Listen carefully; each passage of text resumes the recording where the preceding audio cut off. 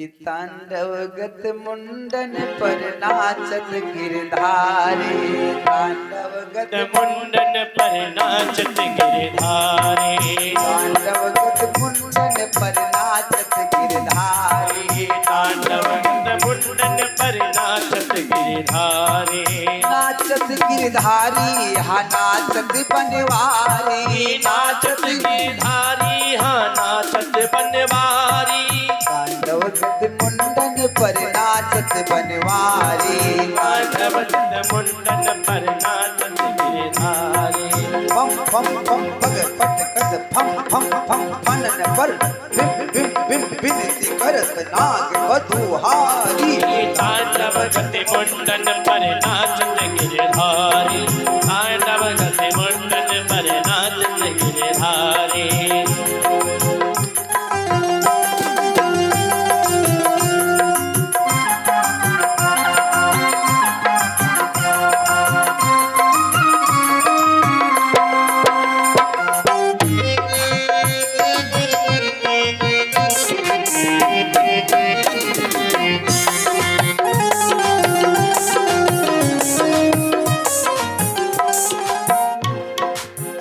ससिक सनिकादिक नन नन नन नारद मुनि मम मम मम महादेव मम बम बलिहारी, तांडवगत मुंडन पर नाचत गिरधारी, तांडवगत मुंडन पर नाचत बनवारी, नाचत गिरधारी हा नाचत बनवारी, हो नाचत गिरधारी हा नाचत बनवारी, तांडवगत मुंडन पर नाचत गिरधारी, तांडवगत मुंडन पर नाचत बनवारी।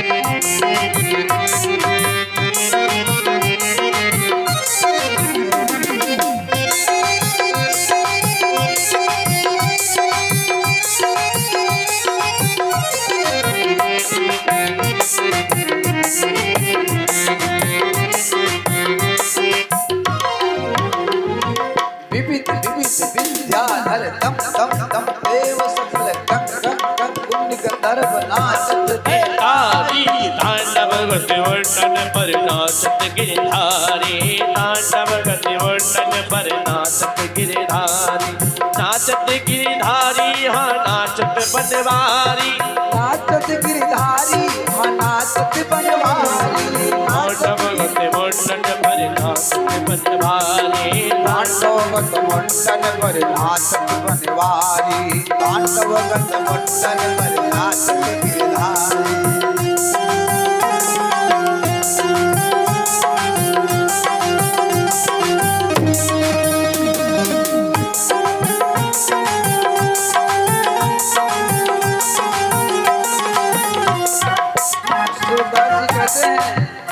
सूरदास जी कह रहे हैं कि देखो परमात्मा के लीला को कोई जान नहीं सकता है। सूरदास प्रभु की वाणी किन किन किन हो न जान, सूरदास प्रभु की वाणी किन किन किन हो न जान, धन धन धन चरण परत निर्भय हरि तांडवगत मुंडन पर नाचत गिरधारी, तांडवगत मुंडन पर नाचत गिरधारी, नाचत गिरधारी नाचत बनवारी, हो नाचत गिरधारी हो नाचत बनवारी, तांडवगत मुंडन पर नाचत गिरधारी, तांडवगत मुंडन पर नाचत बनवारी। अब कन्हैया नाच रहे हैं, कालिया नाग बिल्कुल मूर्छित अवस्था में आ गया। अब कालिया नाग की पत्नियां आकर कहती हैं कि न्यायो हि दंडाकृत विशेषमिन् तवावतारः किल निग्रहाय रिपो सुतानामपि तुल्यधृष्टे दस्येदमं फलमेवानिशंसन्। कालिया नाग की पत्नियां कहती हैं आपने मेरे पति के ऊपर जो नृत्य किया ये बहुत सुंदर किया। मैं तो ये जानती हूँ कि मेरे पति देवता बड़े भाग्यवान हैं, इनके जैसा दुनिया में कोई नहीं है। अरे राजा बलि ने आपको सब कुछ दे दिया है, तब जाकर के आप अपने एक पैर को उनके सिर पर रखे और मेरे पति देवता के सिर पर तो आप अपने दोनों पैर को रख दिए और मैंने बुलाया भी नहीं, आप अपने मन से रख दिए। अरे ऐसा शुभ अवसर तो लक्ष्मी जी को भी नहीं मिलता है, जैसा मेरे पति को मिल गया। मेरा पति तो बड़ा भाग्यवान है। भगवान कहते हैं अच्छा तुम सब मुझसे वरदान मांगो, क्या चाहिए? तुमने प्रार्थना किया, मैं प्रसन्न हुआ, क्या चाहिए? तो नाग कालिया नाग की पत्नियां कहती हैं ननाक पृष्ठम न च सर्वभौमं न पारिमेष्ठं न रसाधिपत्यं न योग सिद्धिर अपुनर्भमं वा वाञ्छन्ति यदि पादिरजः प्रपन्ना। मुझे स्वर्ग नहीं चाहिए, मुझे वैकुंठ नहीं चाहिए, मुझे त्रिलोकी का राज नहीं चाहिए। ये देना चाहते हो तो आप अपने चरणों की धूल दे दो। कन्हैया ने कहा ओहो, तो ये कालिया नाग की पत्नियां बड़ी चतुर हैं? ये सोचती हैं कि अपने चरण की धूल ये हमें दे दें, और चरण की धूल जल के भीतर तो मिलेगी नहीं, फिर ये बाहर जाएंगे तब इनके चरण में धूल लगेगी, तब मुझे मिलेगी, तो मेरे पति देवता का प्राण बच जाएगा। भगवान कहते हैं अच्छा तो ठीक है, मैं आपको अपने चरण की रज दूंगा। इतने में कालिया नाग फिर से अपना फुफकार छोड़ा। कन्हैया कहते हैं सुनो, अपने पति को समझा लो, नहीं गड़बड़ हो जाएगा। अब कालिया नाग की पत्नियां कहती हैं सुनो, किसी प्रकार मैंने इनको समझाया और आप फिर गुस्सा दिखाते हो, कहीं दोबारा इन्होंने ठुमका मारना शुरू किया तो तेरा तो गोविंदाय नमो नमः ही हो जाएगा, इसलिए शांत हो जाओ। कालिया नाग कहता है चाहे हमें आज ये क्यों मार ही क्यों ना डालें, लेकिन मैं बिना पूछे नहीं रहूंगा। अब कालिया नाग कन्हैया से कहता है प्रभु ये बताओ कि कालिया नाग के योनि में हमको किसने भेजा? कन्हैया ने कहा मैंने। ये गुस्सा किसने दिया? कन्हैया ने कहा मैंने। ये विष किसने दिया? कन्हैया ने कहा मैंने। तो कालिया नाग कहता है भवान ही कारणम तत्र सर्वज्ञो जगदीश्वरः अनुग्रहं निग्रहं वा मन्यसे तद्विदेहिना। आपने मुझे विष दिया, क्रोध दिया, नाग की योनि प्रदान किया, तो इसमें दोष मेरा क्या है? हे प्रभु ये सब आपका है, तने मैंने धन सब तेरा, प्रभु सब कुछ है तेरा, तेरा तुझको अर्पण, तेरा तुझको समर्पण, क्या लागे मेरा। ओम जय जगदीश हरे। कालिया नाग कहता है जब सब तेरा दिया हुआ है प्रभु तो अपना ले लीजिए, फिर मेरा क्या दोष, मुझे क्यों दंड दे रहे हो? तो भगवान कहते हैं देखो दिया हुआ तो सब मेरा था, लेकिन आपको रहने के लिए मैंने स्थान सुनिश्चित किया है। रमणक द्वीप में आप जाओ, समुद्र में आप जाओ रहो, यहाँ क्या कर रहे हो? तो कालिया नाग कहता है समुद्र में जाऊंगा तो गरुड़ मुझे मार डालेगा।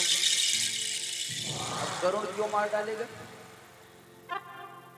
एक समय की बात है कि गरुड़ सर्पों को पकड़ करके मार डालता था, खा लेता था। तो सारे सर्पों ने सोचा कि हमारे वंश को ये गरुड़ तो समाप्त कर देगा। ब्रह्मा जी के पास पहुंचे, महाराज एक गरुड़ प्रतिदिन हम सबको मार मार कर खाता है, ऐसे खाता रहेगा तो सर्प की संख्या खत्म हो जाएगी।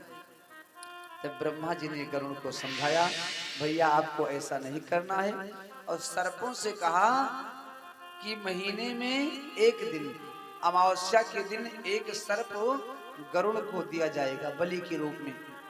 सब लोग मान गए। लेकिन ये इस बात का पता जब कालिया नाग को चला तो कालिया नाग सबको रोकने लगा कि कोई भी बलि के रूप में गरुड़ को सर्प नहीं प्रदान करेगा। अब जो लोग नहीं माने ले जाकर के बलि दे दें तो उस नाग को कालिया नाग स्वयं खा जाए जो गरुड़ के लिए बलि के रूप में जा रहा होता था। इस बात का पता चला गरुड़ को तो गरुड़ ने कालिया नाग के ऊपर चढ़ाई किया। कालिया नाग वहां से भागकर यमुना में आ गया। अच्छा, यमुना नदी के समीप गरुड़ नहीं आ सकते थे। क्यों? क्योंकि एक समय की बात है, यमुना के समीप एक मछली थी और एक मत्स्य था। तो मछली के पति देवता को गरुड़ ने पकड़ लिया। वो प्रार्थना करने लगी कि हे गरुड़ देवता, मेरे पति देवता को छोड़ दो। लेकिन वो ना माना, मछली के पति को मार कर खा गया। मछली दौड़कर पहुंची सौभर ऋषि के पास और कहने लगी, गुरुदेव, गरुड़ को मैंने बहुत मना किया कि मेरे पति देवता को छोड़ दो, लेकिन वो एक ना सुनी, मेरे पति देवता को मार कर खा गया। उसी समय सौभर ऋषि ने श्राप दे दिया कि गरुड़, आज के बाद यदि यमुना नदी के समीप आओगे तो तेरा प्राणांत हो जाएगा। अच्छा, इस बात को कालिया नाग जानता था। सो आकर के यमुना में स्थान ले लिया। तो भगवान से कहता है, मैं समुद्र में जाऊंगा तो गरुड़ मुझे मार डालेगा। कन्हैया कहते हैं, देखो आपके फण के ऊपर मेरे चरण चिन्ह लग गए हैं। अब गरुड़ आपको देखेगा तो कुछ नहीं कहेगा। जैसे जब कोई कुत्ता आ जाए फालतू वाला, कुत्ते दो प्रकार के होते हैं, एक फालतू एक पालतू। तो पालतू कुत्ता आ जाएगा, गले में पट्टा होगा तो पड़ोस में कहोगे भैया अपने कुत्ते को पकड़ लो। और फालतू वाला आ गया तो गलती किया तो सोटा उठाना पड़ेगा। तो भगवान कहते हैं, आपकी फण पर मेरा चरण चिन्ह लग गया है, अब आपको गरुड़ कुछ नहीं कहेगा। अब इधर जब ग्वाल बाल दौड़े दौड़े पहुंचे यशोदा के पास, मैया मैया, कन्हैया यमुना में कूद गए। अब जैसे यशोदा सुनी, यशोदा वहां से दौड़ी और जैसे दौड़ी तो हुआ क्या कि नारी परोस भई तीन छींकी, नारी परोस भई तीन छींकी, मन पछतात समय नहीं दीकी, मन पछतात नहीं दीकी। पड़ोस में एक स्त्री को छींक आ गई। यशोदा मैया कहती हैं कि देखो, यशोदा मैया कहती हैं कि समय अच्छा नहीं है। वहां से दौड़ी और फिर आगे क्या देखती हैं कि ठिठू की गयो दे ठिठू की गयो दे खत पुनिया गे, ठिठू की गयो दे खत पुनिया गे, राह काटी मंजर उति भागे, राह काटी मंजर उति भागे।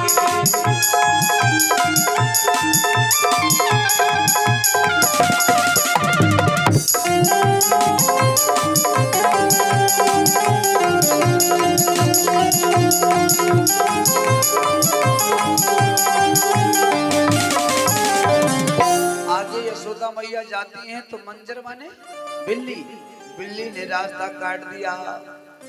यशोदा मैया रुक जाती हैं और जब पहुंचती हैं यमुना के पास, यमुना में कूदने लगती। बलराम जी पकड़ते हैं, मैया अरे आप क्या कर रही हो? बलराम तुम कहाँ थे जब मेरा कन्हैया यहाँ आया? अरे बेटा तुम तो हमेशा उसके साथ में रहते थे, आज तुमने क्यों साथ छोड़ दिया? बलराम जी कहते हैं मैया कन्हैया ने मुझे बताया ही नहीं, अकेले यहाँ आ गया अपने मित्रों के साथ में। लेकिन आप घबराओ नहीं, अरे वो कन्हैया सर्पों से कभी नहीं डरता है, कालिया नाग उसका कुछ नहीं बिगाड़ सकता। अब बलराम जी कहना चाहते हैं कि जो आपके सामने खड़ा है ना 1000 फण वाला है, और जब ये उनका कुछ नहीं कर सकता है तब 101 फण वाला वो क्या करेगा?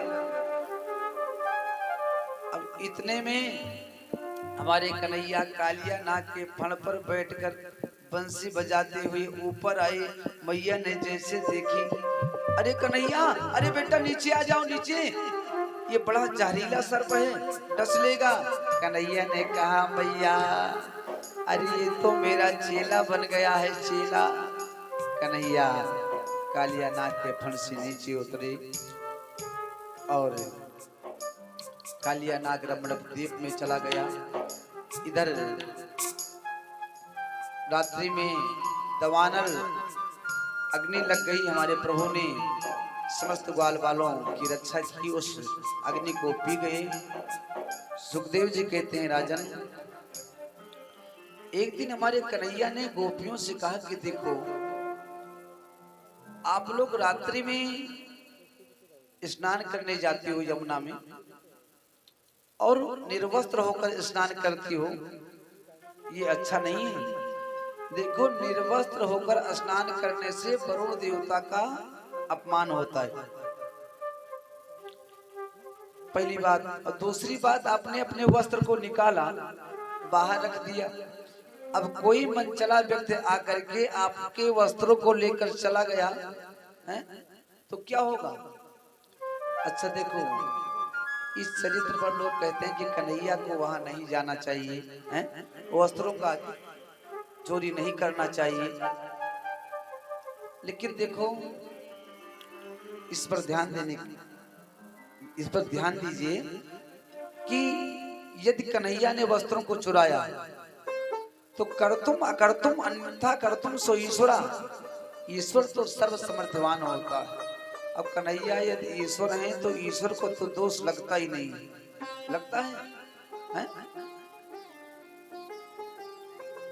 क्योंकि गोस्वामी जी कहते हैं कि समरथ कछु नहीं दोष गोसाई, समरथ कछु नहीं दोष गोसाई, समरथ कछु नहीं दोष गोसाई, समरथ कछु नहीं दोष गोसाई, दोष गोसाई रवि पावक सुर सर की नाई, समरथ कछु नहीं दोष गोसाई।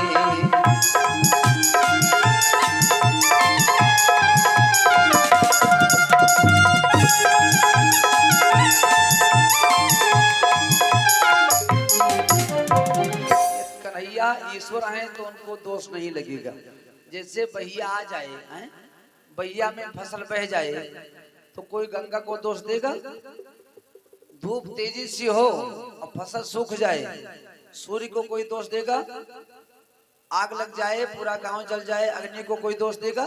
नहीं देगा, क्योंकि वो समर्थवान है। तो कर्तुम अकर्तुम अन्यथा कर्तुम सो ईश्वरा, ईश्वर तो समर्थवान होता है इसलिए उनको दोष नहीं लगता है, पहली बात। दूसरी बात, जिस समय कन्हैया ने चीर को चुराया 4.5 वर्ष के थे। अब 4.5 वर्ष के बालक के अंतःकरण में काम की भावना जागृत हो ही नहीं सकती, दूसरी बात। तीसरी बात, कन्हैया ने गोपियों के लहंगा फरिया को नहीं चुराया, कन्हैया ने चुराया था, देखो गोपी कहते हैं जीव को और अविद्या कहते हैं वस्त्र को। और कृष्ण कहते हैं ईश्वर को, यानी ईश्वर ही कृष्ण है। तो कृष्ण रूपी ईश्वर ने जीव रूपी गोपी के अविद्या रूपी वस्त्रों को चुराया, क्योंकि आत्मा और परमात्मा के बीच में एक काला पर्दा होता है। तो हमारे प्रभु ने सोचा ये पर्दा मैं निकाल दूंगा तो आगे चल करके गोपियों के साथ में रास लीला करूंगा। अब ये संतों का भाव है। अब इधर जब गोपियों को कन्हैया ने समझाया, समझ में आया नहीं, तो एक दिन वस्त्रों को चुरा लिया। गोपियां स्नान कर रही हैं और स्नान करती हैं, योग माया भगवती से प्रार्थना करती हैं प्रतिदिन जा करके। कात्यायनी मैया से कहती हैं, कात्यायनी महामाये महायोगिनीधीश्वरी नंद गोप सुतम देवी पतिम में कुर्ते नमः। प्रतिदिन रात्रि में स्नान करें और जाकर के कात्यायनी मैया से प्रार्थना करें कि नंद गोप का पुत्र मुझे पति के रूप में मिले। लेकिन कन्हैया ने कहा ये सब बात जो आप करती हो ना, ये अच्छा नहीं है। रात्रि में जाती हो, निर्वस्त्र स्नान करती हो। गोपियों ने कहा रे कन्हैया तू हट जा, रात्रि में वहां कौन जाता है जो मुझे देखेगा, मुझे डांटेगा। तो कन्हैया ने सोचा इनको प्रैक्टिकल में समझाना पड़ेगा। गोपियों के वस्त्रों को चुरा लिया, ले जाकर के कदम के वृक्ष पर चढ़ गई। एक गोपी स्नान कर रही थी, कहने लगी सुनो चलो अब विलंब हो गया है, माता कात्यायनी की पूजा भी करनी है। दूसरी ने कहा रे मेरे वस्त्र कहाँ गए। तीसरी ने कहा रे वो देखो नंद का छोरा कदम पर लेकर चढ़ गया है, कन्हैया मेरे वस्त्र को वापिस कर दे। कन्हैया ने कहा आपके वस्त्र हम लेकर नहीं आए हैं, आपके वस्त्र आपके पास होंगे। तो गोपी ने कहा फिर ये लाल पीले हरे गुलाबी ये सब क्या हैं। कन्हैया ने कहा ये तो मेरे कदम में फूल आए हैं, और मेरे कदम में जो फूल आते हैं ना वो बड़े निराले रहते हैं। फिर गोपियां प्रार्थना करती हैं कि श्याम सुंदर ते दास्याम करवामि तवोदितम देहवासांसि धर्मज्ञे चेदिराज्ञा ब्रुवामहे। हे श्याम सुंदर मैं आपकी दासी हूँ। करवाम तवोदितम जो आप कहोगे मैं वो करूंगी। और आप मेरे वस्त्रों को दे दो, आप तो धर्म के विषय में जानते हो। और फिर कहती हैं चेदिराज्ञा ब्रुवामहे, नहीं तो मैं जाकर नंद बाबा से शिकायत कर दूंगी। अच्छा तो आप मेरे बाबा से शिकायत करोगी तो तुम जाओ, मैं नहीं देने वाला वस्त्र, और लेना हो तो अपने आप आकर ले लो। फिर गोपी कहती है कि देखो ये तो परमात्मा है, और परमात्मा तो सर्वत्र हैं, ये तो हमारे मन की बात जानते हैं, उनसे क्या छिपा है। सारी गोपियां नंबर से जाती हैं, अपने अपने वस्त्रों को लेकर धारण करती हैं। सुखदेव जी कहते हैं इस प्रकार हमारे कन्हैया ने गोपियों को समझाया। और एक दिन की बात है कि कन्हैया धीरे धीरे पहुंचे रसोई घर में, और मैया 56 प्रकार का व्यंजन बना रही थी। कितने प्रकार का है? 56। भाई जैसे कन्हैया पहुंचे मैया ने कहा दूर दूर दूर दूर दूर। कन्हैया कहने लगे क्यों मैया। मैया ने कहा बेटा ये जय जय के लिए भोजन बन रहा है, जय जय का भोग लगेगा। कन्हैया रोते रोते पहुंचे बाबा के पास। बाबा बाबा हाँ बेटा ये जय जय कौन होते हैं मुझे बताओ। नंद बाबा ने कहा बेटा ये जो इंद्र भगवान है ना वो उन्हीं को हम लोग जय जय कहते हैं, और हम लोग उनकी पूजा करते हैं कि पर्जन्यो भगवान इंद्रो मेघतस्याम मूर्तया अभिवर्षन्ते भूतानां प्राणिनां जीवनां पयः। हम सब भगवान इंद्र की पूजा करते हैं तो इंद्र देवता प्रसन्न होकर के पानी बरसाते हैं, तो हमारे यहाँ फसल होती है और वृक्ष में फल लगते हैं, हरी भरी घास उत्पन्न होती है, तो हमारी गायें चरती हैं। तो कन्हैया ने कहा, अच्छा बाबा, ये जो आप बता रहे हो ये क्या सही है? बाबा ने कहा हाँ। कन्हैया कहते हैं, सुनो, ये बाबा हमारे हिसाब से तो सही नहीं है। बाबा ने कहा, क्यों नहीं सही है? तब कन्हैया कहते हैं, बाबा, मानो आपने इंद्र की पूजा की और आपके पड़ोसी ने इंद्र की पूजा नहीं की, तो क्या इंद्र देवता आपके खेत में पानी बरसाएंगे और पड़ोसी के खेत में नहीं बरसाएंगे? नंद बाबा ने कहा, रे कन्हैया, तो देखने में तो बहुत छोटा लग रहा है रे, लेकिन बात ऐसी करता है कि पूरी खोपड़ी घुमा देता है। अरे पानी तो सबके खेत में बरसेगा। तब कन्हैया कहते हैं, बाबा, कर्मणा जाये तो जंतु कर्मणैव विलीयते, सुखम दुखम भयम क्षेमम कर्मणैवाभिपद्यते। अरे बाबा देखो, कर्म से हम लोग को जन्म मिलता है और कर्म से जो है सुख मिलता है, कर्म से ही दुख मिलता है, तो बीच में यहाँ इंद्र कहाँ से आ गया? अरे इंद्र के आपके साथ में कुछ नहीं करता है। ऐसा करो, आप इंद्र की पूजा बंद कर दो। आप नाहक में इतना धन बर्बाद करते हो, इंद्र की पूजा करते हो, वो कुछ नहीं करने वाला है। अच्छा नंद बाबा, देखो इंद्र की पूजा तो सब लोग करते थे, लेकिन नंद बाबा कन्हैया के जन्मोत्सव में या कन्हैया का जिस दिन जन्म हुआ या उसके बाद में वर्षगांठ आई, तो बड़े धूमधाम से मनाते थे। वो इतना दान देते थे कि मेरे लल्ला को सबका आशीर्वाद मिल जाए। अच्छा देना भी चाहिए। अच्छा आजकल जब जन्मदिन होता है तो क्या होता है? घर पर कथा भले ना हो, लेकिन वो क्या चल गया है, क्या कहते हैं उसको, केक। हाँ, वो जरूर आएगा काटने के लिए और 15 ठो मोमबत्ती जला करके अगल बगल लगा देंगी, भैया इसको फूंक के बुझाओ। और हमारे सनातन संस्कृति में मुख से दीपक को बुझाने से आयु क्षीण होती है, आयु घटती है, तो दीपक कभी जलाकर मुख से नहीं बुझाना चाहिए। हाँ, बच्चे का जन्मदिन आवे, खूब दान करो, खूब खर्चा करो, लेकिन दीपक मत बुझवाइए मुख से।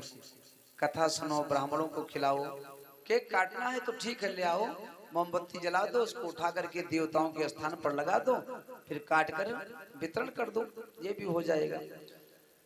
तो कन्हैया कहते हैं, बाबा आप बहुत धन खर्च करते हो नाक में, जन्मदिन में धन खर्च किए, इधर फिर इंद्र की पूजा कर रहे हो, बंद करो। अब पूजा करना हो तो हमारे गिरिराज भगवान की करो। ये गिरिराज भगवान कैसे? कन्हैया ने कहा, बाबा अरे मेरे गिरिराज महाराज के हाथ बड़े लंबे हैं, यदि कोई उनका पूजा करे ना तो प्रसन्न होते हैं और प्रकट होकर दर्शन देते हैं। तो नंद बाबा ने ग्वाल बालों को बुलाया, कहा भैया ये मेरा लल्ला तो कह रहा है कि इंद्र की पूजा ना करके भगवान गिरिराज की पूजा की जाए, तो आप सबकी क्या राय है? ग्वाल बालों ने कहा, कन्हैया देखो हम सब आपके गिरिराज महाराज की पूजा करेंगे, लेकिन आपके गिरिराज महाराज को कुछ हम सबका कहना मानना पड़ेगा। कन्हैया कहने लगे, बताओ। वो तो अंतर्यामी है, सब सुनते हैं, कहो तो सही। तब ग्वाल बाल कहते हैं, जो कुछ मैं रूखा सूखा दूंगा उसको आपके गिरिराज महाराज को ग्रहण करना पड़ेगा, और ऐसे नहीं कि मैंने सामने थाली रख दी, तुलसा दल डाला, जल घुमाया, बस भोग लग गया, ऐसे नहीं चलेगा। आपके गिरिराज महाराज को प्रकट हो करके हम सबके सामने अपने हाथों से प्रसादी पाना होगा। भगवान बोले मुझे मंजूर है। और सुनो, इंद्र की पूजा हम सब बंद कर रहे हैं। कहीं इंद्र देवता कुपित होकर हम सबके ऊपर कष्ट पहुंचाने का कोई षड्यंत्र रचेंगे तो आपके गिरिराज महाराज को हम सब लोगों की रक्षा करनी होगी। ये मंजूर है? कन्हैया बोले सब मंजूर है। चलो भोजन बनाओ। अब भोजन क्या बनना है कन्हैया ने सब बता दिया। अब 56 प्रकार की भोजन सामग्री सुव्यवस्थित हुई। सैंडिल मुनि को बुलाया गया और सैंडिल मुनि आए। आगे आगे सैंडिल मुनि चलने के लिए तैयार हुए। 56 प्रकार का व्यंजन है। अब क्या है व्यंजन में? खुरचन है खीर मोहन, खीर साहे खुरमी। खुरचन है खीर मोहन, खीर साहे खुरमी। खीर खजला जलेबी कलाकंद बालू शाही है। मोहन थार मेवा बाटी मठरी मसूर पाक पेड़ा रसगुल्ला संग रबड़ी सुहाई है। भुजिया नमकीन सेवा गठिया सखल पारे। भुजिया समोसा पापड़ पकौड़ी बनाई है। अब मधुप श्याम नंद बाबा यशोदा सब सामग्री लेकर गिरिराज आज भोग को सजाई है।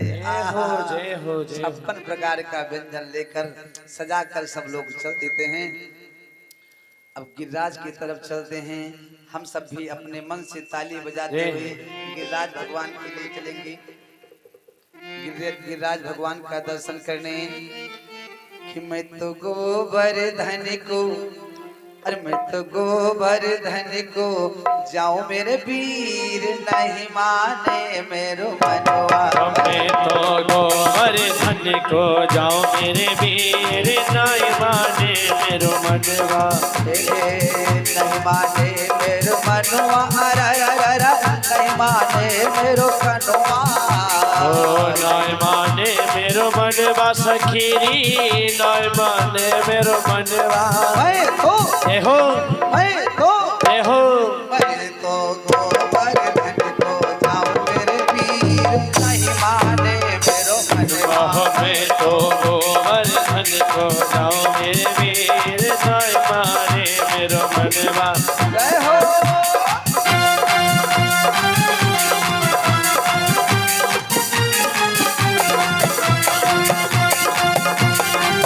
क्या बात है?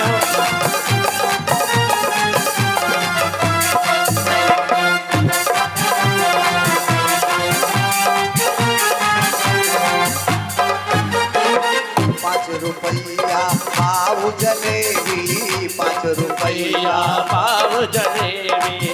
5 रुपया पाव जलेबी, 5 रुपया पाव जलेबी। 5 रुपया पाव जलेबी। ओ 5 रुपया पाव जलेबी। मैं तो बैठे सड़क पर खाओ मेरे वीर नहीं माने मेरो मनवा। तो गोवर्धन को जाओ मेरे वीर नहीं माने मेरो मनवा। नहीं माने मेरो मनवा, नहीं माने मेरो कनुआ। ओ नहीं माने मेरो मनवा सखीरी, नहीं माने मेरो मनवा। गोवर्धन को जाऊं मेरे वीर नहीं माने मेरो मनवा। तो गोवर्धन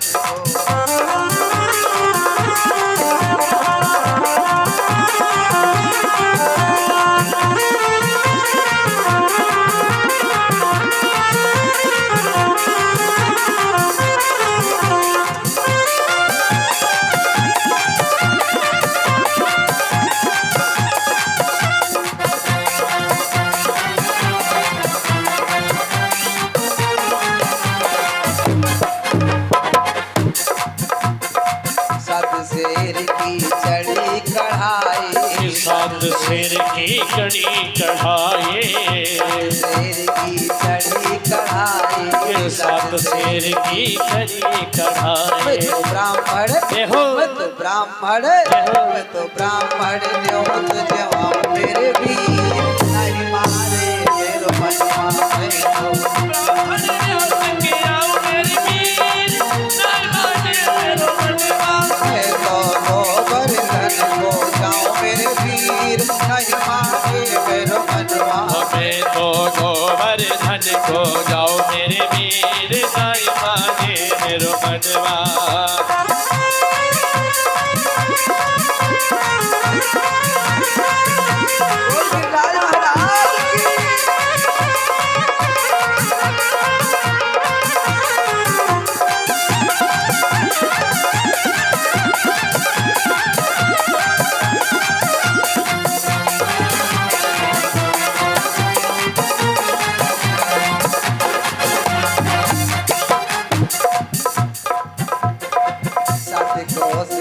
करी परिक्रमा, सात कोस की है परिक्रमा, सात कोस की करी परिक्रमा, सात कोस की करी परिक्रमा, सात कोस की करी परिक्रमा, सात कोस की करी परिक्रमा। अब देखो 7 कोस की परिक्रमा करके मानसी गंगा में स्नान करना है, सबको डुबकी लगाना है, नेत्र को बंद करेंगे, मन में भावना लाएंगे कि मैं मानसी गंगा में डुबकी लगा रहा हूँ। गिरिराज महाराज ऐसे नहीं खुश होंगे, कुछ नहीं, ताली बजा लिया करो। ताली बजाते हुए नेत्र को बंद करें, मन में सोचें मैं मानसी गंगा में स्नान करने जा रहा हूँ। हाँ हाँ सभी लोग सात कोस की करी परिक्रमा, ओ सात कोस की है परिक्रमा, सात कोस की करी परिक्रमा, ओ सात कोस की है परिक्रमा। मैं तो मानसी, मैं तो मानसी गंगा नहाओ मेरे वीर नहीं माने मेरो मनवा। मैं तो मानसी गंगा नहाओ मेरे वीर नहीं माने मेरो मनवा। मैं तो मानसी गंगा नहाओ मेरे वीर नहीं माने मेरो मनवा।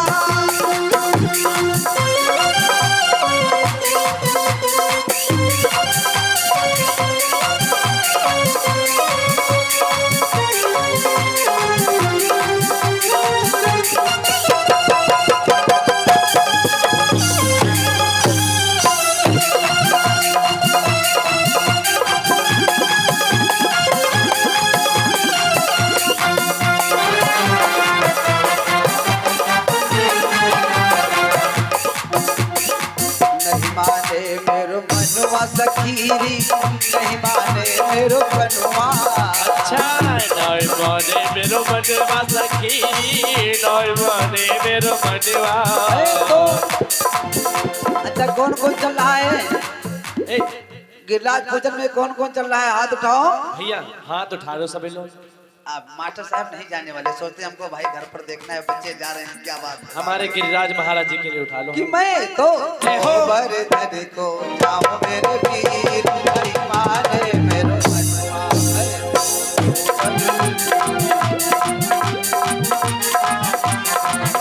बोल गिरिराज महाराज की।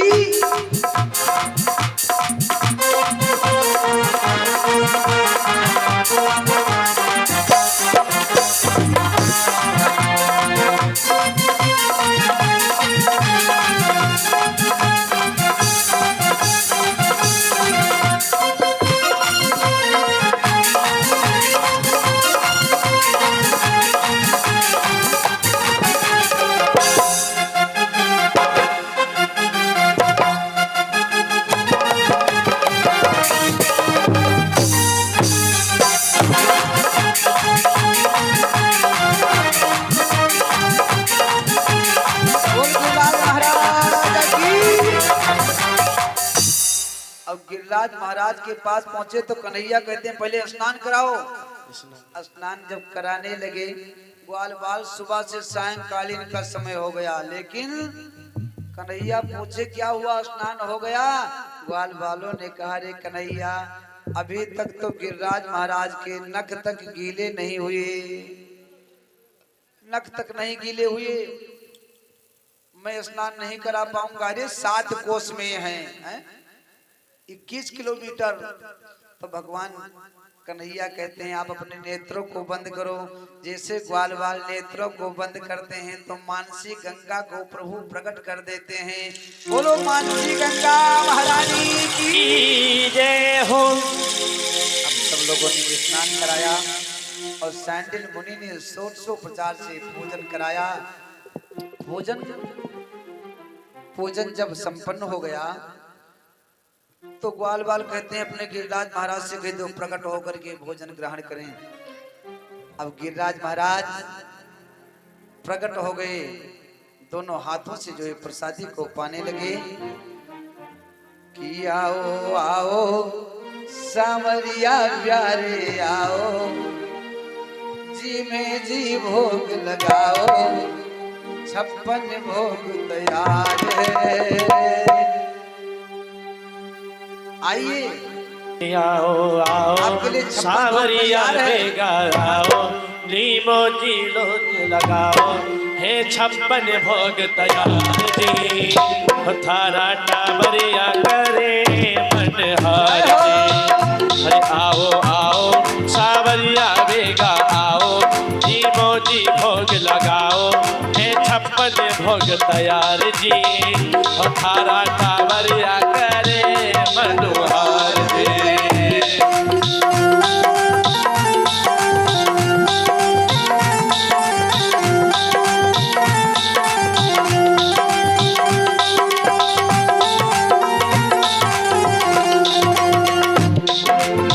केसरिया बर्फी कलाकंद रबड़ी, केसरिया बर्फी कलाकंद रबड़ी, पेड़ा इमरती बालूशाही, पेड़ा इमरती बालूशाही, लड्डू बुंदिया जलेबी रसगुल्ला गाजर पाक मलाई। आओ आओ जी मौजी भोग लगाओ, है 56 भोग तैयार जी। थारा टाबरिया करे मनोहार जी। है आओ आओ जी मौजी भोग लगाओ, भोग तैयार जी। थारा टाबरिया करे मनोहार जी।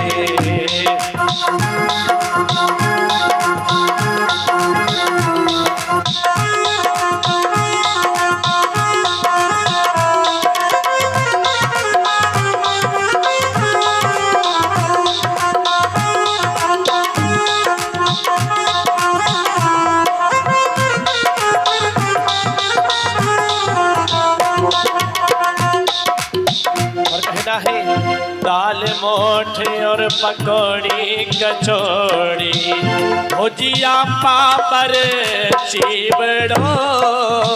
दाल मोठ पकौड़ी कचौड़ी, भुजिया पापड़ चिवड़ो, कढ़ी राबड़ी साग सामरी को, बाजरे को बाबा खींचड़ो, तड़को पीवो मार सबड़ को, साग गाजरे की चटनी चटाओ, जीवो जी भोग लगाओ, हे 56 भोग तैयार जी। ओ थारा टाबरिया करे मनोहर जी। अरे आओ आओ सावरिया बेगा आओ, जीवो जी भोग लगाओ, हे 56 भोग तैयार जी। थारा टाबरिया करे मनोहार जी। आओ आओ सावरिया बेगा जीवो जी भोग लगाओ, हे 56 भोग तैयार जी। थारा टाबरिया करे मनोहार जी। थारा टाबरिया करे मनोहार जी। गिरिराज महाराज की। अब देखो दोनों हाथों से हमारे गिरिराज महाराज प्रसादी पाने लगे। मधुमंगल ने कन्हैया से कहा, अरे कन्हैया ये तेरा गिरिराज महाराज तो हम लोगों के लिए कुछ छोड़ेगा नहीं लगता है, ये सब पा जाएंगे। कन्हैया कहते हैं धीरज रखो, प्रसाद जरूर मिलेगा।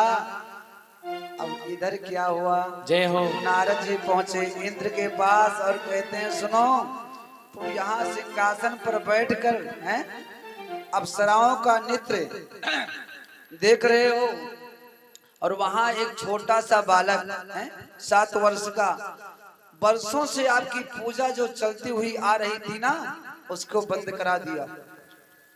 इंद्र ने कहा उसकी इतनी हिम्मत, मेघों को आदेश दिया जाओ वृंदावन में इतना पानी बरसाओ कि सारा वृंदावन बह जाए, बोल गोवर्धन महाराज की जलमग्न हो जाए। अब मूसलाधार बारिश होने लगी। काले पीले नीले सफेद, काले पीले नीले सफेद बादल पर बादल आने लगे, बादल पर बादल आने लगे, बादल पर बादल आने लगे, टूटने लगी बिजली ब्रज पर 50 पवन सन आने लगे, टूटने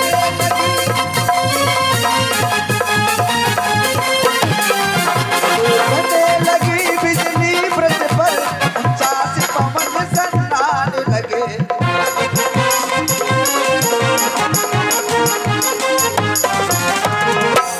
जब मूसलाधार बारिश होने लगी, सारे ग्वाल बाल कहने लगे कन्हैया कन्हैया, मैंने पहले ही तुमसे कहा था कि इंद्र की पूजा मत बंद कराओ, लेकिन तुम नहीं माने।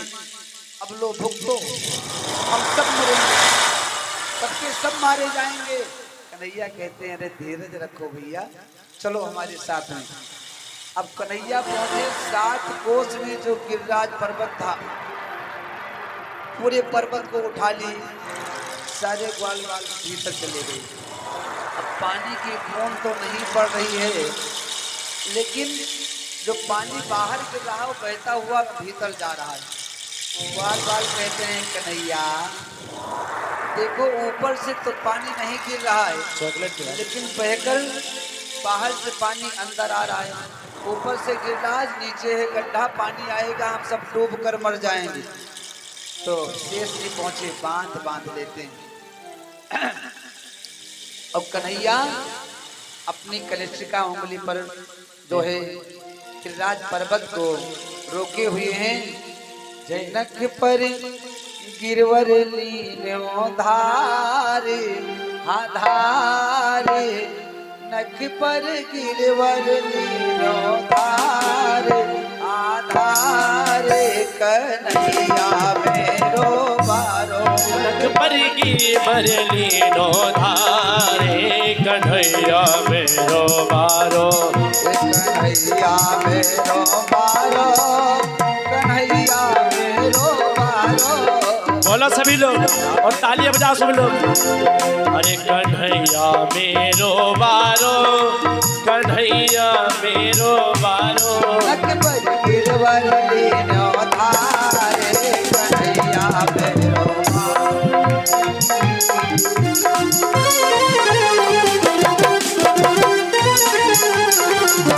भाई नंबर से देखो, खाते रहो, भगवान को नाम महाराज का पूजन करते रहो, जो भी दक्षिणा के रूप में भेंट करना है करते रहो।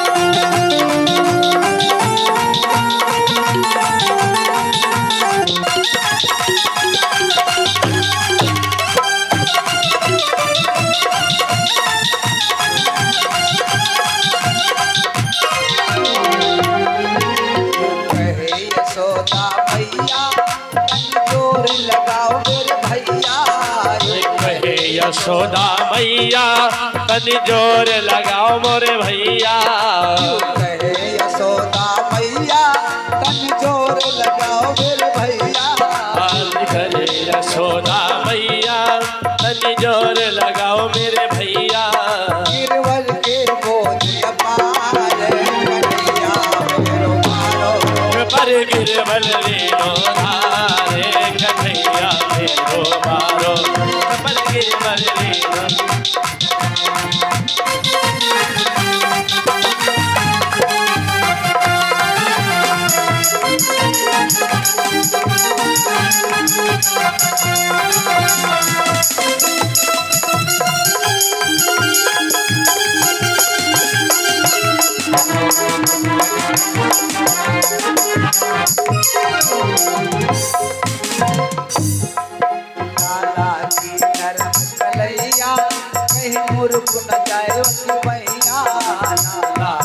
नरम कलैया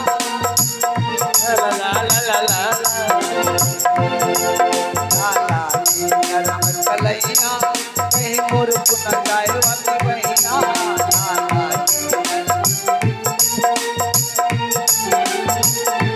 कैसे कन्हैया मेरो भारो पर गिरवर लो धारे कन्हैया मेरो भारो पर गिरवर लो धारे कन्हैया मेरो भारो। और कहना है और तेरे सब संकट कट जाए पूजा गोवर्धन की कर लो तेरे सब संकट कट जाए पूजा गोवर्धन की कर लो पूजा गोवर्धन की कर लो पूजा गोवर्धन की कर लो पूजा गोवर्धन की कर लो पूजा गोवर्धन की कर लो तेरो जन्म सफल हो जाए पूजा गोवर्धन की कर लो पूजा गोवर्धन।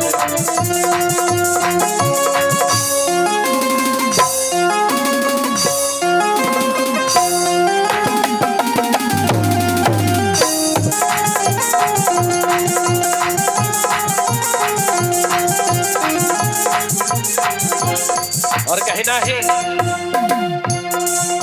अड्डे पे भीड़ बड़ी है और मोटर नाय खड़ी है अड्डे पे भीड़ बड़ी है और मोटर नाय खड़ी है। तो सखी कहती है कोई सवारी भी नहीं है गोवर्धन को कैसे जाएं परिक्रमा करने। तो कहती है अरे तू चल दे चालम चाल पूजा गोवर्धन कर लो तेरे सब संकट कट जाए पूजा गोवर्धन की कर लो।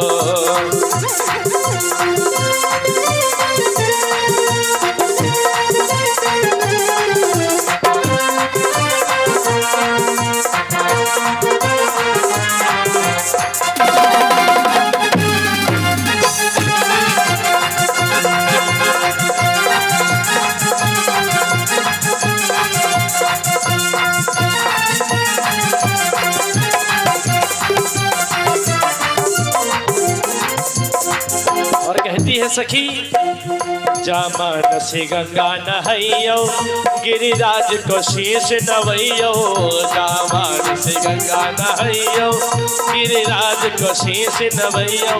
तो कहती है वहाँ जाकर हम शीश नवाएंगे तो इससे होगा क्या। कहती है तेरा जन्म सफल हो जाए पूजा गोवर्धन की कर लो तेरा जन्म सफल हो जाए पूजा गोवर्धन की कर लो।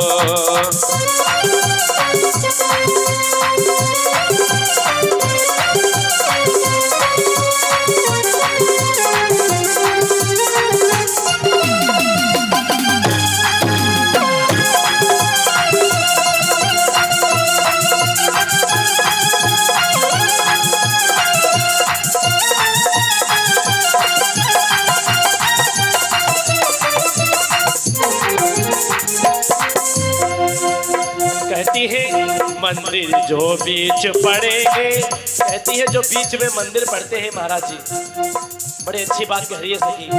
जब मंदिर पड़ेंगे बीच में उसमें पैसे वैसे नहीं चढ़ाने पड़ेंगे। कहती है मंदिर जो बीच पड़ेंगे उसमें पैसे नहीं चढ़ेंगे मंदिर जो बीच पड़ेंगे उसमें पैसे नहीं चढ़ेंगे तेरी काया सफल हो जाए पूजा गोवर्धन की कर लो तेरे जन्म सफल हो जाए पूजा गोवर्धन की कर लो।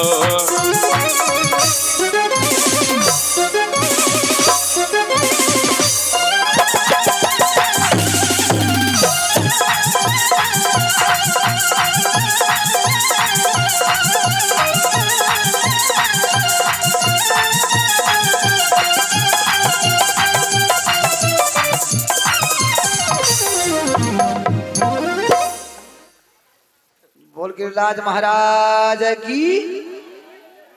अब भाई आप लोग मत खिलाइए। हाँ जब तक पूजा हुआ तब तक खिलाना था। अब जब जब पानी बरस रहा है गिरिराज उठाए हुए हैं तो खिलाना बंद करो। हाँ अब पर्वत को रोकना है खिलाना बंद करो। अब मूसलाधार बारिश हो रही है। कन्हैया कृष्ण का उंगली पर पर्वत को रोके हुए हैं। अब मत खिलाना भैया, ग्वाल बाल कहने लगे, अरे ये कन्हैया, वापस कर देंगे गोवर्धन भगवान।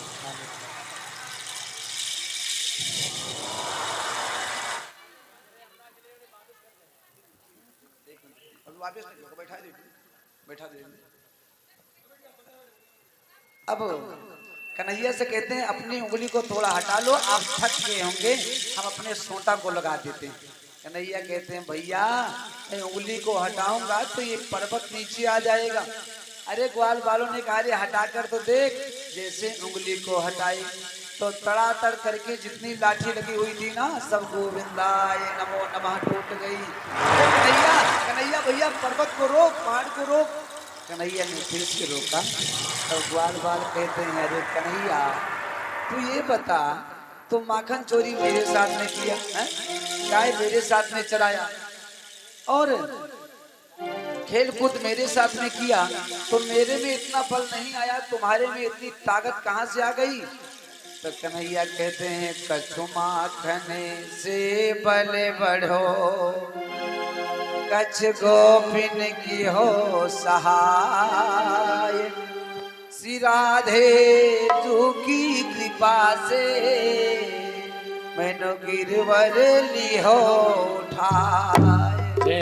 कुछ माखन से बल बढ़ा, कुछ आप लोगों ने सहायता किया, राधे जी की कृपा से मैंने गिरिराज को उठा लिया।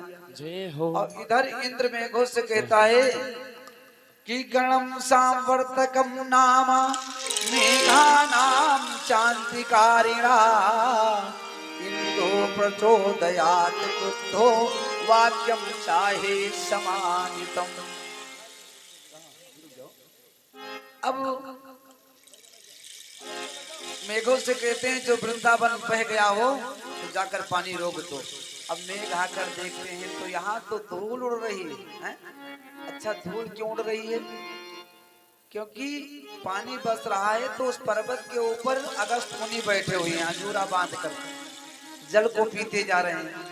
चक्र सुदर्शन जल को सोख रहा है। शेषनाग जी बांध बांधे हुए हैं। अच्छा अगस्त जी जल क्यों पी रहे थे? जब राम जी 14 वर्ष का वनवास व्यतीत करके अयोध्या आए तो सीता जी से कहने लगे, कई बज गए? हाँ ठीक है। सीता जी से कहने लगे आपको क्या करना चाहिए, कुछ आपकी इच्छा है? तीर्थ यात्रा पर जाओगी या यज्ञ करोगी और ब्राह्मण को भोजन कराओगी? तो सीता जी ने कहा आप जिन ब्राह्मणों को बुलाते हो थोड़ा खाता है, किसी अच्छे ब्राह्मण को बुलाओ। तो राम जी ने अगस्त जी को निमंत्रण दिया। अगस्त जी आकर बैठे, सीता जी ने भोजन बनाया, सामने रखा, बाबा पाओ। अगस्त जी ने कहा मैया इसमें 4 पूड़ी है, इसको मैं कान में डाल लूं या नाक से सुरुक जाऊं? हैं? इससे कुछ नहीं होने वाला। सीता जी कहती हैं अरे पाओ मैं बना रही हूँ। अब अगस्त जी पाने लगे। सीता जी बना रही हैं, भोजन कम पड़ने लगा। गणेश जी पहुंच गए भोजन परोसने, रिद्धि सिद्धि भी पहुंच गई, नवनिधि। अगस्त जी पा रहे हैं, 15 दिन व्यतीत हो गए। सीता जी पहुंची, बाबा बाबा आधा भोजन हो जाए तो जल पीना चाहिए, क्या जल लाऊं? अगस्त जी ने कहा अरे भोजन आधा होने तो दो, आधा हो जाएगा तब मैं जल मांग लूंगा। अब सीता जी दौड़ी दौड़ी पहुंची राम जी के पास। कहती हैं कैसे बाबा को भेज दिए, अब इज्जत जाने वाली है। रसोई घर में कुछ नहीं है, स्टोर रूम में जो था वो भी खत्म। अब क्या किया जाए? तो राम जी ने एक तुलसा दल तोड़ कर दिया और कहा जाकर ब्राह्मण देवता को खिला दो। अब जैसे ब्राह्मण देवता को मैया सीता ने तुलसा दल दिया, अगस्त जी ने कहा महापूर्ण हो गया, पेट भर गया, अब जल पिलाओ। सीता जी ने कहा ना बाबा भोजन तो मैंने करा दिया, अब जल ये रघुराई पिलाएंगे। तो राम जी से कहते हैं आप जल पिलाओ। तो राम जी कहते हैं त्रेता में मैंने आपको भोजन करा दिया, अब द्वापर में जब मैं इंद्र की पूजा बंद कराऊंगा, इंद्र कुपित होकर के वर्षा करेंगे, जल पीने का सौभाग्य प्राप्त होगा तो वही अगस्त जी पर्वत पर बैठकर जल पी रहे हैं। अब मेघों ने जाकर बताया कि वहां तो धूल उड़ रही है। इंद्र समझ गए कि मैंने पार ब्रह्म परमेश्वर को कष्ट पहुंचाने का षड्यंत्र रचा। इंद्र लोक से आकर के बहुत अनुनय विनय किए, बहुत माफी मांगे। प्रभु ने इंद्र को क्षमा कर दिया। कथा का इसी स्थान से विराम और कल आगे की कथा होगी। कल रुक्मिणी विवाह होगा और वैसे कल देव उठानी एकादशी भी है, सब लोग व्रत भी करेंगे और जो लोग व्रत उठाना चाहते हैं उठा भी सकते हैं, बाकी जो लोग करते थे उनको तो करना भी है। और कल रुक्मिणी और कृष्ण का विवाह होगा, पांव पूजन भी किया जाएगा। जिन लोगों को जो भी पांव पूजन में लाना है अपनी इच्छा के अनुरूप, पात्र है, रजत है, स्वर्ण है, वस्त्र है, जो भी है 1 रुपया से लेकर जितना दान करना चाहो अपनी इच्छा के अनुसार दान कर सकते हैं। कल रुक्मिणी कृष्ण का विवाह होगा और सौभाग्य की बात यह है कि इधर तुलसी विवाह कल है, हमारे प्रभु जी एकादशी को उठते हैं ना, और इधर रुक्मिणी विवाह, रुक्मिणी कृष्ण का विवाह का प्रसंग भी कल है। तो समझो परमात्मा की बहुत कृपा है मास्टर साहब के ऊपर कि दोनों एक दिन ही पड़ गया। और कल आप लोग समय से उपस्थित होंगे। कल परसों 2 दिन की बात है और उसके बाद तो फिर भंडारा को संपन्न कराना होगा। बोलो भागवत भगवान की जय हो। सरकार।